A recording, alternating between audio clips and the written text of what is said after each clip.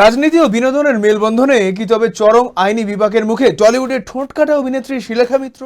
দেশের প্রধানমন্ত্রী নরেন্দ্র মোদীজির বিতর্কিত পোস্টার হাতে তুলে নিয়ে প্রতিবাদের আগুন জ্বালাতে গিয়েই নিজেই কি তবে এবার বড় ধরনের ফাঁদে পা দিলেন?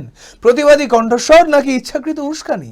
এই প্রশ্নেই এখন তোলপাড় পুরো রাজনৈতিক মহল। নিট কেলেঙ্কারির বিরুদ্ধে পথে নেমেছিলেন অভিনেত্রী, কিন্তু সেই আন্দোলনের আঁচ যে গড়িয়ে এতদূর পৌঁছবে আইনি জটিলতায়, তা বোধহয় তিনি ঘুণাক্ষরেও টের পাননি। ঘটনার সূত্রপাত গত 24শে জুলাই শিয়ালদা থেকে ধর্মতলা পর্যন্ত নিট কেলেঙ্কারির প্রতিবাদে একটি ছাত্র মিছিলে সামিল হয়েছিলেন অভিনেত্রী শিলেখা মিত্র। সেই মিছিলেই দেশের প্রধানমন্ত্রী নরেন্দ্র মোদীজির ছবিযুক্ত একটি তথাকথিত কুরুচিকর ও বিকৃত পোস্টার হাতে ধরে প্রতিবাদ জানাতে দেখা যায় তাকে। ব্যাস, মুহূর্তের মধ্যেই সেই ছবি দাবানলের গতিতে ভাইরাল হয়ে যায় সোশ্যাল মিডিয়ায়। অভিযোগ ওঠে, দেশের প্রধানমন্ত্রীকে অপমান করার পাশাপাশি সাধারণ মানুষের অনুভূতিতে আঘাত হেনে শান্তিভঙ্গের ইন্ধন জুগিয়েছেন অভিনেত্রী। এরপরই শিলেখার বিরুদ্ধে সুর চড়ায় গেরুয়া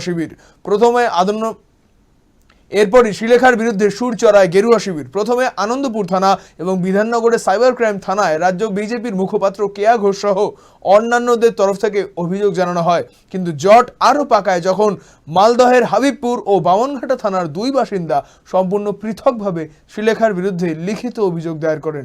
ঘটনাটি শিয়ালদা স্টেশনে চত্বরে ঘটায়। মালদা পুলিশ সুপারের নির্দেশে 0 এফআইআর মারফত সেই অভিযোগ দুটি কলকাতায় মুচিপাড়া থানায় স্থানান্তরিত করা হয়েছে। বর্তমানে ভারতীয় ন্যায় সংহিতা বিএনএস এর 352, 353 ও 356 মতো গুরুতর ধারায় তদন্ত শুরু করেছে পুলিশ। উস্কানিমূলক আচরণ, ভাবমূর্তি ক্ষুণ্ণ করা এবং মানহানির এই মামলাগুলোতে যে কোনো মুহূর্তে মুচিপাড়া থানা থেকে ডেকে পাঠানো হতে পারে অভিনেত্রীকে। তবে এই সমস্ত জলঘোলা ও গ্রেফতারি পরোয়ানার জল্পনার মাঝে একেবারেই দমে যাওয়ার পাত্রী নন শিলেখা মিত্র। নিজের সাফাই দিতে গিয়ে তিনি জানিয়েছেন, ঘটনাটি সম্পূর্ণ অনাকাঙ্ক্ষিত। তার কথায়, আমার পেটে কিছু হলেও তো শিক্ষা আছে। মিছিলে যখন পুলিশের লাঠিচার্জ হচ্ছিল এবং আমার চোখে রোদ চশমা ছিল, তখন তাড়াহুড়োয় হাত থেকে একটি ছোট পোস্টার তুলে ধরি।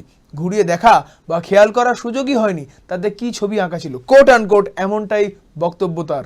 নিজেকে মোদি বিরোধী স্বীকার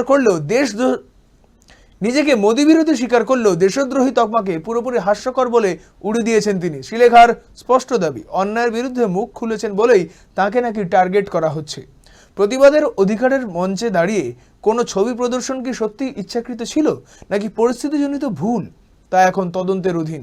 কিন্তু যেভাবে রাজপথের আন্দোলন এখন থানার দৌড়ঝাঁপ কিংবা আইনি লড়াইয়ের রূপ নিচ্ছে, তাতে আগামী দিনগুলোতে টলিউডের এই বিশিষ্ট অভিনেত্রীর জন্য যে মোটেই সহজ হবে না তা বলাই বাহুল্য। রাজনীতির ভেতরের খবর, তারকাদের জীবনকেন্দ্রিক বিতর্ক এবং দেশ বিদেশের প্রতিটি গুরুত্বপূর্ণ ঘটনার সত্যতা জানতে চোখ রাখুন আরোহী নিউজ বাংলায়।